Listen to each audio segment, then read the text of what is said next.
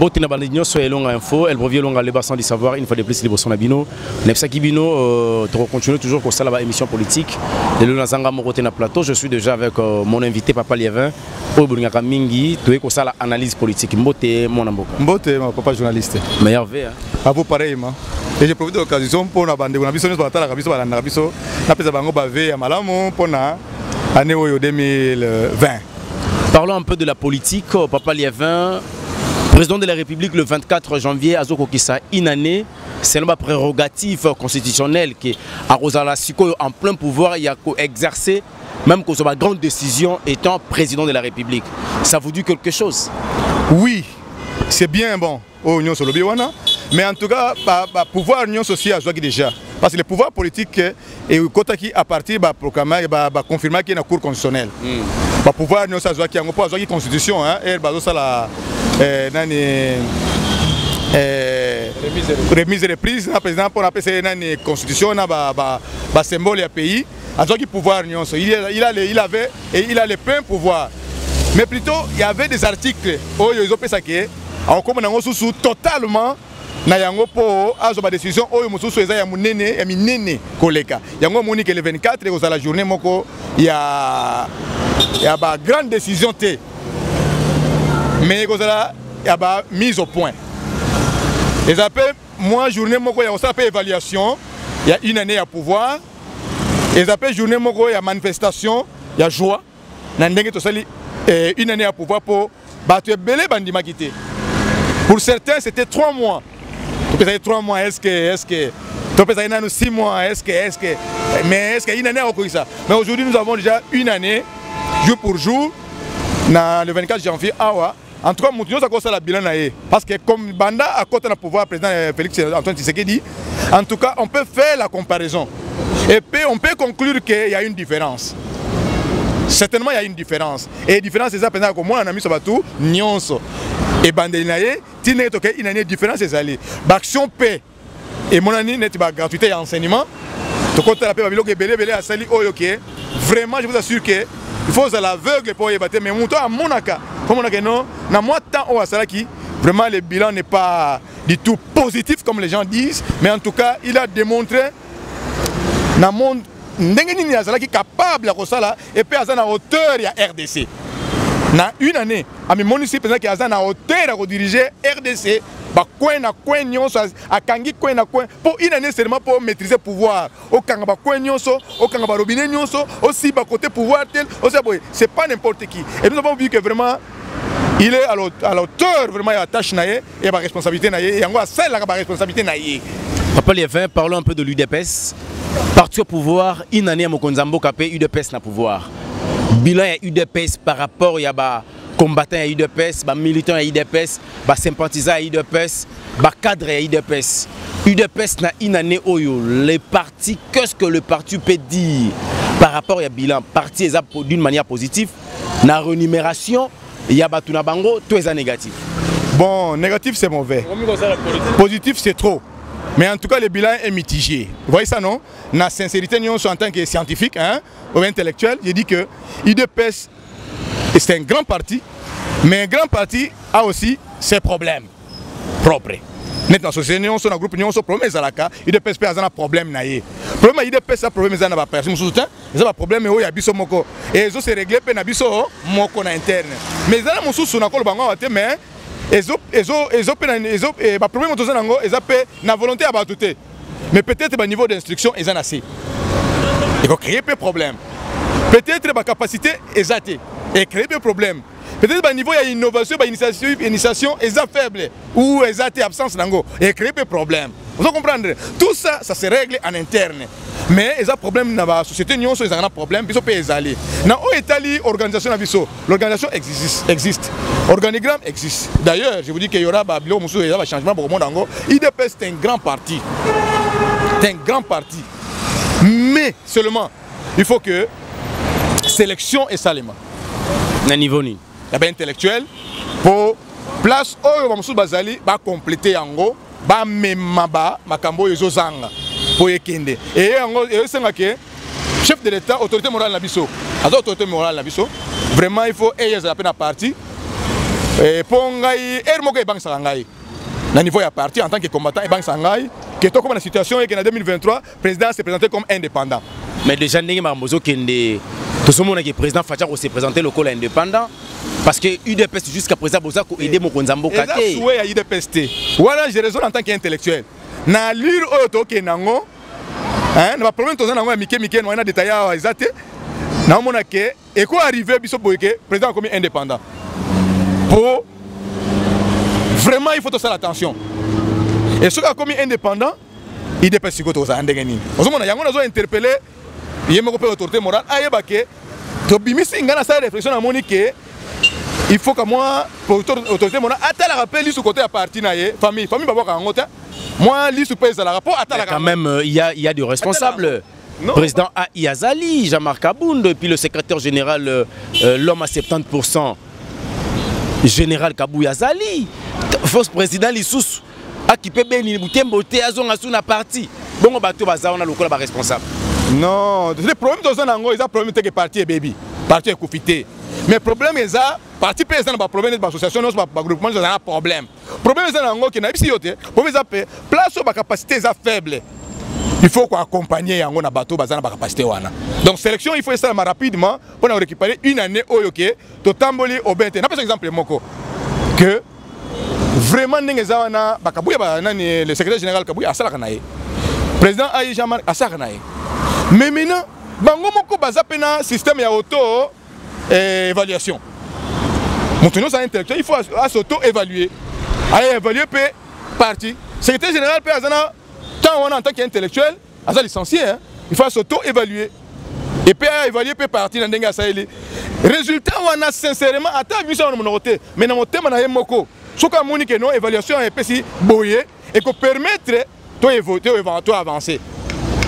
Pour le système d'émission, on a vu sur l'Africain, mais tu as sa chance dans ça que mon nom soit auto-évalué. Il faut que nous soyons capables d'auto-évaluation. À cette évaluation, il y a des activités, nous sommes au Tamboli.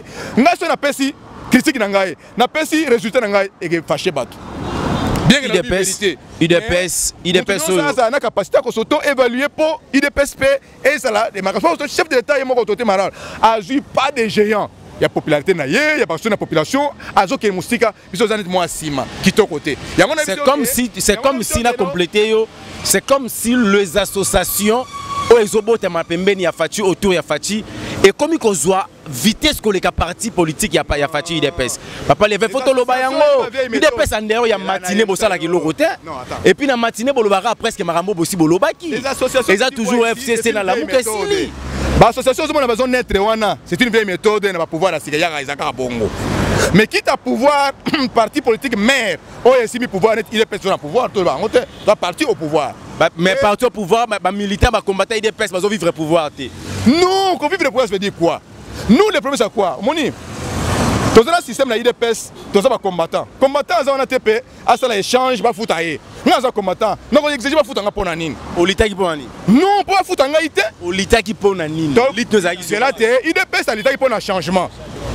na bamboka nyonso basalaka lutte ba parti politique basovaka mboka na bango na ba entreprise ezalaka ba syndicat basovaka entreprise na ba pays ezalaka ba parti politique ozomona na biso na mboka parti oyo elita pona démocratie na état de droit eza UDPS ozomona oyo alutaki na doctrine oyo alutaki na philosophie na idéologie eza UDPS et peut tozwi yango tokomi lelo na pouvoir ozo comprendre bakofuta ngai te que non pona lita eza guerre te que tokena to conquérir terrain moko boye il faut tozo babiter de guerre non na UDPS idéologie on ezana ngote bat balanda bat balobaka pampa ba UDPS te ba na kati ba vivre biso za wana tozala te que UDPS eza terrain Congo eza terrain moko conquis na UDPS te plutôt ça conquérir pays te toyaki kolongola système tout ça le changement démocratie na état de droit et koti koko to na pesa lutte mususu po bat bandi mabino po koko ça état de droit non na bondima yo bato baza miyibi ya corruption bato basala boye bandi ma état de droit vous comprenez eza pas si peu comment mususu yango na yango na mona biso baza UDPS to c'est d'arrêter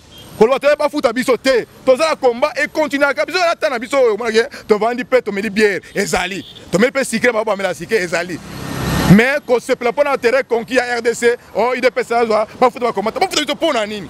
Bah, refoute d'une manière, il y a pas de travail, papa les 20. Bon, télé Maradassan, non, tout le monde avec sincérité. S'il vous plaît, papa les 20, s'il vous plaît. S'il vous plaît, Nassili Simaloubanangate, papa les 20. Président de la République a 10 ministères. A Zongi na parti. CG Kabouya a recommandé ministrable que binomo kene na ministère pour qu'on travailler quota est 70%. Et comme il va remettre ascenseur et kangami likolo. Ce qui est le yango et bimozo senga ba futa yo, mais tu le mérites, tes mérites na yo. Tes problèmes wana bato ba musika biso il pèse ba yango te. Biso yebi ke ba sala ka sélection ba luka bato ba cadre oyo bazo kene représenter na ministère. Exacte que osali combat, hein, oza boité, il faut pour na bato bazo kene net conseiller. Notre explication au salaire nini, notre information au salaire nini, boy au salaire nini, rapport au salaire nini, ce qui niveau d'études est faible. Il y a un moment que moi tant que bah ça la sélection, bah intellectuel baza est belé. Et ça partie de masse. Nous trouvons tout le monde.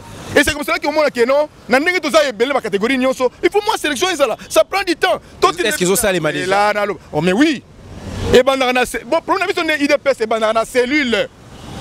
Biso makamana biso dans la cellule, il faut président la cellule à confirmer Moutouana bazotina dans ma poste. C'est pour ça que ça tarde. Le secrétaire général ni pour rien n'a président aïe. À côté de Moutouana. Na biso pouvoir des président la cellule Moutasalaka, ba information nyon so atini que Moutou a confirmé.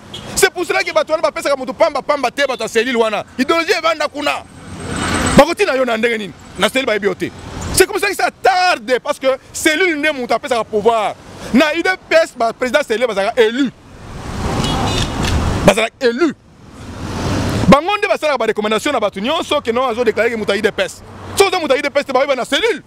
Donc Mouta continue que président Jean-Marc a commis, CG a commis, atindi na président de la République. Pas contre ba tout. Na IDPS c'est la base, la cellule. C'est comme ça tout le monde que makamozo que étape par étape ça pose problème. Pour la nini, il faut bangonde ba tinda lo wana. Ngana za na cellule pe. Na yebi makambo wana zo biso OK, ngana za na cellule. Na yebi makambo wana ke to traiter yango to zo bongisa yango to tinda po ba konzi ba décision qui toko et mutuna il peut ça se retrouver kuna nga za combattant vous comprendre mais ça te na terrain conquis il peut ça conquérir terrain moko boye à côté ya baniko yangala na ye bon biso fait to combattant qui te poto que no gagner terrain moko ya un certain ya RDC to conquérir yango to si pouvoir to baniko yangala la ko boye ko sabala la boye ke ba masanga ba chapante yo mona bibanda to contre la pouvoir que il peut s'avancer quelque part on dit mais il a des ordres. Qu'est-ce qui fait que Mokonzambo kabanda banda Mokonzambo il peut ba ya ba contre il peut pas c'est un parti politique. Papa Lievin. Oui. Président Fachi banda contre na Bokonza tikalo comment na kasaité c'est dit à quoi? Te akoma congolais banda contre na Bokonza. Na lobina yo Jésus Christ azalaki na nationalité juif. Mazalaki nzambe. Pona nini président de la République akoma na kasaité. Place au Yaouta. Place au Mukuntolu na ye ou ta origine na ye akoma kate to akoma te pona ni inane ya te papa ngana yokana déclaration na yete kende na kotiko kende kuna tete akoma mwana Congo aza président congolais nyonso akokende kaka kuna ba place za ebele raison quoi kende na onte na inane zate ba programme ezali akoma kuna kala mingi te d'ailleurs okende programme ezali na ba gente na yende ngazo bongisa ozomona siko ya mais en tout cas il faut que ça ba essentiel na ba accessoire il faut classer yango essentiel ça et accessoires. Non, première année à chef de l'État, d'abord convaincre les institutions nyonso ils ont à faire papa na zo bisayo. Convaincre les institutions ils ont à faire. Qui n'a pas donné 3 mois à président Félix Tshisekedi? Qui n'a pas donné ba prophète Amalé parce qui est belé. N'a pas pasteur. Oui, n'a pas pasteur par homme de Dieu mais aujourd'hui. C'est le contraire. À mon avis non, c'est un intellectuel, c'est un monsieur bien instruit, bien éduqué et il connaît. Bien formé, ça dit que nous sommes politique et diplomatie tout à convaincre Batuna Mindele à ça politique à l'écolo qu'on est politique à ça là. Vous comprenez? Donc pour le président Félix Kolbate qui a aucun décounate c'est le premier agenda que une année il faut que channel masolo institution se vende aye ba coin na coin robinet ni faut kanga il faut que bon ça wapi ko ça la boye politique ba salisi yango une année koki c'est là le 24 janvier okoyoka ya koloba ya le banaye ya le banaye. Alors après bien bataille karaye. Okoyoka le 24 janvier à Koloba que non voilà maintenant quand nous sommes IDPS. OK non bangote. Wana autorité morale na biso papa na biso tozana ye ko banga na yote 2023 opposant ko bimate opposant nani Voilà, opposant Nina Robima, papa les 20 tomes qui na mukie. INC UDPS, nous allons force et sali cash, batche ba lieu, ne ba sali cash wana. UDPS a milité pendant 37 ans.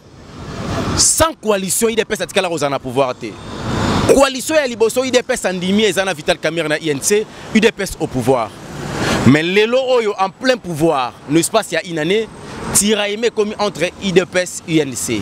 Boza ko beta Vital Kamerhe mabanga pona nini, c'est dit à quoi? Bon, nengo lo ba yeli boso na ke non, UDPS sala ba ne na ba ne azo pouvoir te pona azanga coalition. Oui bon côté, na bandeli question. UDPS a sala 37 ans de pouvoir. Atika pe ko sala coalition te azo pe pouvoir te. Yango nazo répondre. Tango UDPS andimi coalition, to moni UDPS na pouvoir. Non, bon côté. Il faut retarder la période na batana ngo. Ozo mona, tango nozo bango ezalaki papa. Papa azangi na ba rigueur na diplomatie na ye. Ozo comprendre hein? Azalaki na moi charisme na ye et sengaki ezala bongo. C'est-à-dire que seul je peux. Mais il n'a pas pu. Mais dans la condition pour la coalition, la condition est extérieure et non intérieure. Vous avez dit que quitté Makambo Yakuna. Pour la nini, azaki trop cartésien Makambo intérieur. Vraiment le Congo ou rien. D'ailleurs, le peuple d'abord. Les gens chantent, papa. Le peuple d'abord. Et ça, c'est le slogan. Tout pour le peuple. Tout au peuple. Tout avec le peuple. C'est pas pour rien. Et ça, c'est le slogan. Et le président Félix Antoine Sala exactement ce que papa pensait. Azo Sala Yango. Vous avez montré dans Meli, papa. Vous comprenez Azo Sala. INC UDPS. Oui, il y a un commentaire. Donc, c'est-à-dire que le problème de la qui a pouvoir être un problème plus extérieur, et ça intériorité. Il y a un politique qui est maintenant, à côté UNC, UDPS, c'est un problème. Le problème des amis, tout y a INC. Bisous UDPS, c'est un problème. Si tu attaques, comment tu dois attaquer UDPS, il y a INC, tu dois attaquer les militants, il y a UNC. Mais tu dois attaquer Moutou. Net autorité morale na bango. Vous comprenez le président na bango. Il y a des comportements na Romani. Na médias, na réseaux sociaux, les cas partout partout yebi. Ba comportement moko asanango politiquement est critiquable. Nous tous ça yebi yango. Yango ne sait que non plus ça ba comportement na et qui azana permis na chef d'état, azo mérité pas ça critiquer. Même kolongola ye. Mais eza pe présidence. Tango bino bozole là. Tango bino bozolo baké président, c'est un désordre, tu dois comprendre, le directeur du cabinet Zawana. Il y a 16 conseillers principaux au niveau de la présidence. Il y a une 2. 14 il y a UDPS. Ce n'est pas ça le problème. S'il vous plaît, papa les 20. Tout le monde solo là. La vérité, je peux vous dire que UDPS est belé la présidence, mais deux gens qui ont pour nini. C'est parce que vous avez caméra et to caméra dans la pose à Zoubé bino. Te, nous avons caméra VK, les lézards, Moutou, Azanango, Aosala. Maman, il a aussi l'ango sur le côté à Mabé. Exemple. Oui, il y a ma côté à Mabé. Ça dit que à ce le colonel il y a FDC nani Bahati. Vous comprenez? Il y a un problème dans les acquis. Bisous notre billet. Tout ça devient un yebi. Azabayele bien sûr. Mais Maël naye azobenza ngombongo. Pour Azaki mpiaka talakate uturanga. Azaki mpiaka. Maël naye a comme directeur cabinet wana na Maël naye abendi mbongo. Donc mbongo ele kati abendi mbongo. Siko zo le kolonani ya Bahati. Ko bongisa makambo nyonso ko sala ndenge Bahati sai parti na ye azokende. Siko ne sala na ye. Ne lobile batu na ye na ye moko ne azosala comportement na ye ezo pesa biso pasi. Donc, nous avons un système de FCC pour la personne qui combat sur INC. Qu'est-ce qui manque? Le cadre il y a INC et IDPS il va réglementer ma cambo. On les a à niveau des réseaux sociaux. Côté Baboua Kilibanga, côté Baboua Kilibanga. La société, non, c'est ça. Non, tout le monde a FCC c'est pas bon manaté. Mais Bango va plateforme à désordre. On a coup de désordre des amas. Na niveau réseaux sociaux Toyo Karate. Benda na kapé. Non, Benda na ka. Problème est boyeke na UNC. Problème est que il faut to tika ba ambition nan. Le directeur du cabinet de Mboka, au sala comme directeur du cabinet de Mboka. Tika parti na yo. Mais si il y a commis qu'on voit que Azozo est comme vice-président de la République. Vous êtes le premier ministre à Benimo Babiloko. Vous comprenez? Nettement tel, papa. C'est là directeur du cabinet, autorité morale, il y a parti au président à partir na yo, d'accord. Mais Babiloko a CCO de Zolanda. IDPS a tina simanda wanaye.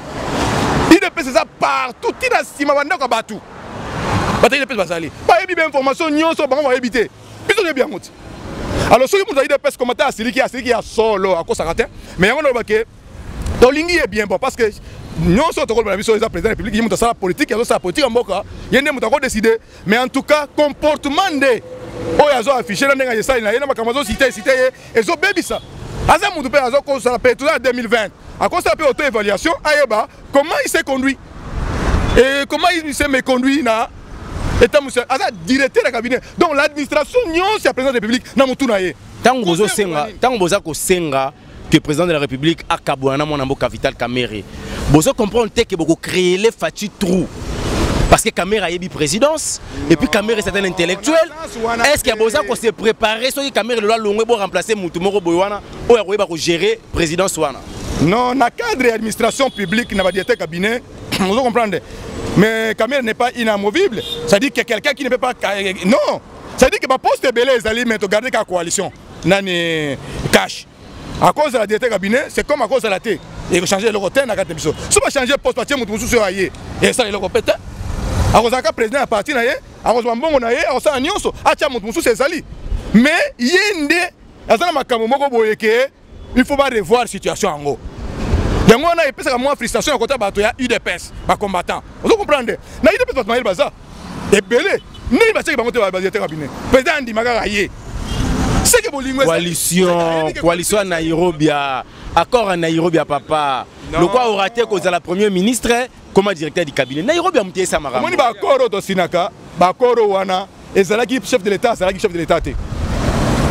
Ba accord Zalaki privé, là il va faire privé, c'est-à-dire que Zalaki ba individu, ba tout le monde va faire aventure dans bango, ba qu'est-ce qu'il ba accord dans bango. Chef de l'État, Zalaki chef de l'État, Zalaki président il y a UDPS.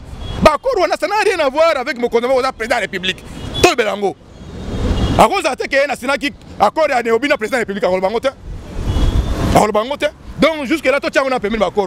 Tout ça, la moussala pour la Samboka, pour que ça va peuple congolais. Ce que ça dit, pour que ça le changement, pour le peuple d'abord s'accomplir, papa Atika, là ça va. Mais Moudounou soit contre le peuple d'abord, qu'il soit directeur cabinet, combattre, il soit tel mélaye. Moudounou soit calme. Notre peuple d'abord, tu vas caler. Après, il va parler un peu de balkanisation. Mon amboka, Toyo Kindenge, mon cardinal Ambongo Alobaki, concernant que le pays qui n'a pas de balkanisation par rapport à Oyazomona. À ça, Penganga, Nsamba, Rupi, comme on a Moussika. Koyo Kapendenge, Paul Kagame, le président Rwanda Lobby, avant Atika pouvoir na Rwanda, il doit récupérer les Dekivu. Étant Moutou Yamibeko, étant que Moutou Maïl, étant que politique, Malobawan, ils allaient propos, ils allaient menace. Tous les avertissements, il y a une révélation que Kagame a accord moko assigné à l'autorité congolaise ou que tu es baraté que tu es Nyambo Kamoko Zaradjan Ngamba Rwanda. Papa, mon tako sauté.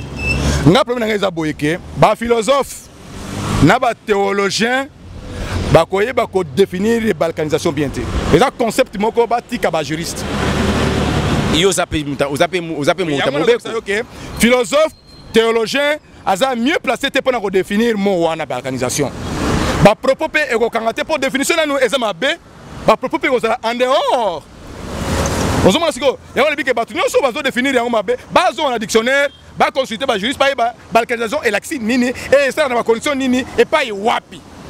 Yo fungola yango ba imboka balanda. Na ko toucher mitema bato et ça malamu te po na robeta. Beta, bat bana posa beta. Yango ne makambu. Na parce que vérité ça. Balkanisation zo mona wana. Balobela ki yango na période d'occupation. Ozomona, tobela ngo mingi na période ça fait 18 ans to za occupation. C'était des étrangers bazala qui na tête à pays, bazala qui est belé. Bazala qui na stratégie boyé. Avant to comme na balkanisation, ba pèse à pouvoir ba kabolongo na ba bato bazala double nationalité. Poto reçu occupation. Bazala qui yango. Tout le monde qui était au pouvoir avait soit 50%. Bazu pe moi ba nationaux, ba Kolomboka, ba pesa ngo pouvoir pour la kitsamité dans chaque province. Ba réussir mission à balkanisation wana. Ba sala yango te. Ba sali brassage na mixage minde na kati ba occidentaux. Bazu ba militaire étranger ba tini ba na FARDC. FARDC c'est pas notre armée. Notre armée c'est FAC. Force armée congolaise. FARDC est ça appellation ya makambo ya balkanisation wana zomona. Pour réussir la balkanisation, pour réussir, tout le monde connaît la balkanisation. Ils ont l'idée que, comme on a douté de l'identité du président, ex-président Kabila, on supposait que Azaki est étranger. On croyait que Azaki est étranger. Et c'est comme ça, tout le monde disait que non, la balkanisation pouvait permettre que quand on a réussi mission à Bango. Si Assisi m'a mandat na payer ça à Bango. Et bon, il y a qu'on réussir na moi na mboka. Moi na biso moko papa kulutu na ngai. Papa leki na ngai, grand frère na ngai, pour les autres petits frères. Moi na mboka papa na yeto yebi awa maman na ye. Aya ko teka Congo. Mais tant que Paul Kagame a se prononcer à niveau, il y a RFI. C'est qu'il sait ce qu'il dit. Les Congolais n'ont pas de problème avec le peuple rwandais. C'est un seul problème. Un seul individu. Ils ont créé Babskos pour frustrer le peuple congolais. Mais c'est un échec. Il n'y a pas prononcer un échec. C'est un échec les gens poche. Moi j'ai échoué. Au moins, ils ont les Est. Naïb Sayo vérité na panza mbala mako na ndonda batbalia. Naïb Sayo boyeke. Oh, ils ont passé na Est. Armée ondeza osala makambo nango. Muta ko traverser Rwanda ba Holanda ti na porte anda Kagame. Tellement que boyebi déjà que les États-Unis a sanctionné Rwanda à travers l'Angola ba kende ko tika sanction. Yango boko mi fier. Fier na nga eza na président de la République mwana mboka. Voilà. Naza fier na ye. Nazo te. Moi, en tant que Congolais, citoyen congolais, je suis fier pour diriger mon payaté. Azolo baki toko. Mon dignité est à loba. Mon tato que le belabino dignité est à quand le malade déjà bon à talabatoyo. Non, non, besoin de Congolais, nous sommes réduits. Ils ne disaient pas comme ça. Qui ne sentait pas ça. Aujourd'hui, Ngambe à mon tato tambola. Azolo ba obe net moto. Pourquoi soupçonner les locaux? Na elongi, na zolo, na matoi, na suki, na nyonso. Oyo Congolais, oyo. D'où nini? Donc les gens sont comme douter sur la négociation au juste sur nani. Donc c'est que biso nous sommes étrangers. C'est-à-dire que pour le moment na reine et Félix Antoine Tshisekedi notre président, balkanisation to beta ngoma soloté sinon eza tactique. Bato nyonso beta masolo la balkanisation c'est que eza tactique pour fragiliser les militaires, pour déstabiliser la population. On comprend ce que mais sinon, et d'ailleurs, nous expliqué notre concept. Balkanisation, ce que l'ingé réussir. Et l'ingé réussir, c'est que MLC a moi parti. Mais Bemba na minute, ça na Gemena. Akenda ko banda na Gemena, ça zongi Gemena. Non. Papa na zobi sayo ke. Muzito alobaka. Soka banda kuna, moto za na pouvoir ayeba ko lingala te. To bangala ba yeba makamndenge ezaleli. Vous comprenez? Nenga bandaka muto azali na pouvoir ayeba lingala te. Mais si ko muto akote ayeba lingala, akokende ko lobela yekuna. Eko simba te. Ata azuka mwa ka munduki na ye. Vraiment ekolia ye moko. Po ndenge toza boye na Congo. Mo kilimo bimba. Endimi biso. Papa définir balkanisation to cité yango déjà dit dernier moment. Bon, balkanisation eza sous forme d'occupation. Et batobengi yango état. Vous comprenez? Ce qui est un groupe de personnes, bazui moi armé moko boye, basali moi eloko moko boye, bakangi ville moko boye, mboka moko boye territoire moko bakangi yango, ils peuvent se dire que to balkaniser Congo to kati Congo, na kati ya Congo, na Rwanda te. Basali yango le pays est balkanisé. Donc c'est dire que moi ba village, territoire, ba commissaire yango moi état moko boye. Ba balkaniser yango. Mais le drapeau ya Congo zo peut pas partout. Armée, police, ça partout. Le territoire, nous sommes en Abisso. Armée, nous sommes libérés. Oh, parti autorité de l'État, partout, drapeau, ils ne peuvent pas. Ce que le drapeau, c'est un symbole de la souveraineté. Il y a Mboka. Mais, Bozo Banga Moutou, nous avons proposé, nous avons pas de candidat. Cette fois-ci, Congolais, il faut s'assurer. Et que le propos n'est pas un problème de balkanisation. Tout définir un philosophe, un théologien. Tozonga na dictionnaire to tape ba juriste ba expliquer biso na cadre wana ndenge nini ezalaka. Vous comprendre? Et pe na webisa likamona mikona yoke nani Kagame président ya Rwanda. Soki ba monaka président de la République na Rwanda ou na Uganda, c'est parce qu'il y a premier président de la République du Congo. Il faut diplomatie à un pays voisin. Mais balo le président beta likolo Et le président Rwanda, il faut se plier devant le président Félix. Et d'ailleurs, Karabing était bon au Congo. Et d'ailleurs, le chef d'état-major Naya Lobiongo, Nani James Kabarebe. Et pendant que non, l'Arménie, il y a Rwanda, le militaire rwandais, on va dans le sol congolais, va quitter. Pas de la chance. Papa, levez votre numéro de téléphone pour la Baimbo Kabazolandayo. Je pense que Zamba Libosote, Nimbala Souka, Tokobanda Rozala, à chaque fois analyse politique et conseil Ngabiso, topé actualité politique et Rozala, Tokobé Tapenza Masolo. Te Banamboka et Lokomona Olbaboeke, président de la République Nabiso, Félix Antoine Tshisekedi, Azana est soldat. Il n'a jamais été dans l'armée. Il n'a jamais porté l'uniforme des soldats. Il n'a jamais porté l'uniforme des policiers. Il n'a jamais été dans rang de sécurité. Il n'a jamais fait les commerces comme les autres. Dans l'opposition, il n'y a que des commerçants, des hommes d'affaires. Et les Congolais, les hommes d'affaires, ils ont pays. Non, Congolais a bossé dans ma camouté. Comme ça, il y a en 2020. À côté de la WAP, il y a un Net Moïse, Net Bate Fayoulou, Kabila. Place de la Congo, tu n'es pas honnête. Ezawa, place de mon Ezawa. Kuna. On va aller faire un numéro pour te remettre dans la souka télévision Zangonga. Bon, tu as dit que tu as confiance dans le chef de l'État. Tu as dit que le président Félix Antoine Tshisekedi, tu as la vision de le peuple d'abord.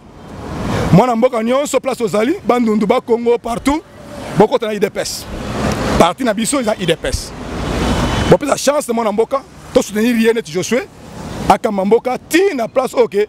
À repérer ça équilibre et développement dans mon Congo Nyonso. Pour besoin de se retrouver. Les lots, tu comme moi, les lots mouké, mais tu y maté. Nzamende azokamba. Pour ceux qui sont dans lingo ya biso moko. Pour ceux qui sont dans makanisi ya biso moko. Mbele ba pesa ki ba batuming ba loba ki président au sala 3 mois. Mais l'autre sali une année. Président comme il a une année. Il y a quoi à remercier le Seigneur? Parce que le 24 janvier, ils ont journée à libération. Ils ont appelé journée de délivrance. Pour anniversaire, ils n'ont pas ça. Ils ont 2 personnes depuis quand? Libération, vraie libération. Oh, 17, non. C'était l'occasion de Rwanda, l'occupation. Ils ont libération, vraie libération le 24 janvier. Vous comprenez? Donc, on fait un dans l'église, dans la méditation, on a bien. Ce qui changement, ils ont habité. Mais en tout cas, Banamoka, tu as confiance dans le chef de l'État. Azamwa Nabiso. Na Oyazana Noko, Bengaye Noko. Na Oyazana grand frère, Bengaye grand frère. Na Oyazana papa, Bengaye papa, pour y passer papa à battre. Mais Azan de Gonabiso, mais Azan président de la République. Oya côté ma propos, boye, loi et kozoyer. Et puis encore ta bolo, pamba. Et d'ailleurs, c'est là. Mais sinon, Kimia est déjà dans l'Est, Kimia est dans le Congo, Bana Congo, Bosa na Kimia. Quand on a eu des pèses, on voyait pas politique, puis on commence Mokonzi. Mokonzi, on a écouté. Pas les 20, bah il des pèses bazar, bazo salaté, bah fanda inane à pouvoir et Mokonzi. Bah combattre bah quand na sanzete, bah bunda, bah tumusu bah kufa basi na bango bazar, bah reconnaître bangote, bah tout bah tini bah ministre bah tirel ko reconnaître bah combattante, ma mandataire public to comme comme février, tika maramboana yaka na des pèses comme Mokonzi. Bino il des pèses bossa la politique, le roi à carrière. Bossa langote pour bo reçure. Ne bon moké nango. Pesa ka numéro to ça l'émission mo sur ma mbutali IDPS. Ngana lobi boyeke IDPS la parti politique. Et si quand on la politique pour n'importe quoi yomoko.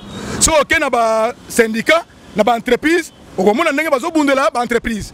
Na ba salaire ba nani. Biso la politique, o kota weba ndenge ngo bundela mboka na yo. Mais ba ta bundela na IDPS, combat ya IDPS. Pas les VPS. Combat biso ezake, to réussir pour to misala te mbala moko, mais moi na mboka kota ina IDPS pour na bana Congo nyonso bozo misala. Ndenge ni nozo tyango na bana IDPS te. Combattant le bité gang. La charité bien ordonnée commence par soi-même. Voilà to comme na souka, papa les valingo pesa numéro T. Voilà. Oui, nazo pesa. Plus 243 81 43 78 78 2. La bande là. Plus 243 81 43 78 78 2. En tout cas botala ka Elonga info vraiment bokomo na ngai. Boyeba vérité ne eza awa na télévision elonga na biso oyo. Et tokolonga na UDPS. Voilà, tu as UDPS, mais on ne va pas les 20. Tu as commis déjà dans Souka. Je dis un grand merci. Les Bandeko, nous allons soutenir de façon que cette image est à la claire. Et puis, Bandeko, Obo Yambara Yango, partout dans le monde, consommez toujours Elonga Info. C'est votre humble serviteur, El Brevi Elonga. C'est pour ça qu'il nous trouve ça là, comme ça là. Déjà, coup de chapeau, n'a pas Rwandais parce que vous comprendre que mode de CP Sami, n'est pas bon ko libérer Congo. James Kabare, merci Nayo parce que au Sengi n'a pas Rwandais noso, au Yasimba Ramando qui libérer territoire Yamboka. Merci na président Lorenzo parce que balobi yonde mutope sa coaching. Coaching nenge no tindika ki Eduardo akima ki akenda exil. Coaching PC Zwami déjà nenge Kabila pas okende exil kala mingité. Malgré l'article 30 à cause de République des Autres, Congolais m'ont à droit proposer Congolais Moussou à Kende exil. Mais ma bé à Kabila nenge okimisa Kabila. Wana to lobaka yango avec clarité, avec vérité parce que Maramboza Bongo. Merci, Nabandeko Noso, Bazale ko soutenir biso. Je dis un grand merci à mon papa qu'on appelle Papa Marcel Kazadi depuis Allemagne. Papa Nangai, monté ma maman Nanga, maman Doudou Kazadi, la Pessimbo Tebele. Pourquoi pas on appelle sa grande sœur Nanga propre Marie-Claire Changou Bambo Tebele. Moi Sinanga, Normité la Marlène, on a bien un aigle jaune, ils étaient à Bolingo. Maman Yabana Nangai, Bambo Tebele, Bisika Izwamio. Ce qui Jésus-Christ a zongité, Tokomonana, à la prochaine. Bye bye.